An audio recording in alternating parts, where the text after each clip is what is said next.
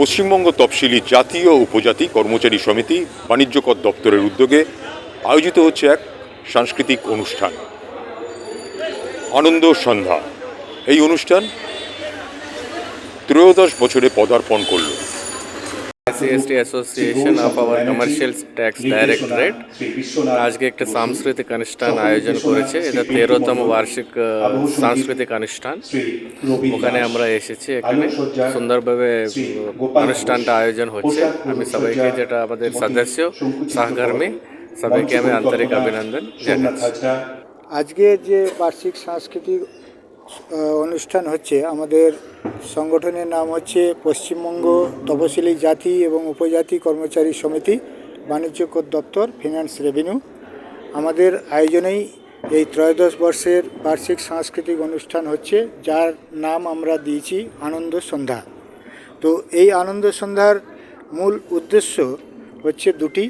প্রথমত একটি হচ্ছে, আমরা তো জিএসটি অফিসে কাজ করি। তো আমাদের এই জিএসটি আসার পরে আমাদের কাজটা খুব টাইম বাউন্ড কাজ, সময়ের মধ্যে করতে হয়, কাজটা ফেলে রাখলে চলে না। আমরা সবাই খুব কর্মব্যস্ত থাকি। তাছাড়া যে রেভিনিউ আমরা কালেকশন করে দিই, সেটা পশ্চিমবঙ্গ সরকারের প্রায় 75% যা রেভিনিউ কালেকশন হয়, তার 75% রেভিনিউ আমাদের অফিসাররাই কালেকশন করেন। সেজন্য আমরা সারা বছর খুব কর্মব্যস্ত থাকি। তো আপনারা জানেন, কাজের মাঝে মাঝে একটু বিশ্রাম দরকার। সেই বলে না যে নয়নের অংশ যেন নয়নের পাতা, বিরাম কাজেরই অঙ্গ একসাথে গাঁথা।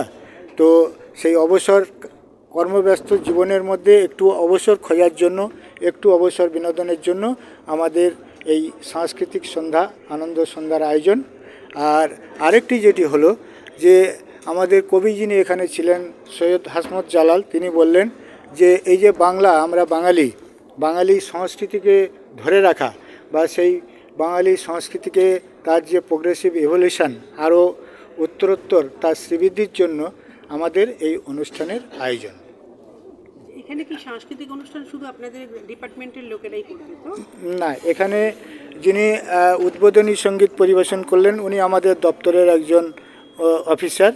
তারপরে যিনি আসছেন, বাঁকুড়ার সারা বাংলার বলতে গেলে প্রখ্যাত শিল্পী অর্পিতা চক্রবর্তী, যিনি লোকসঙ্গীত এবং বাংলার মাটির গান পরিবেশন করেন। এবং সর্বশেষ আমাদের যে একটা নাটক আছে, যেটা নাম ওপরওয়ালা, সেই নাটকটা পরিবেশন করবে আমাদের দপ্তরের হচ্ছে কর্মচারীবৃন্দ।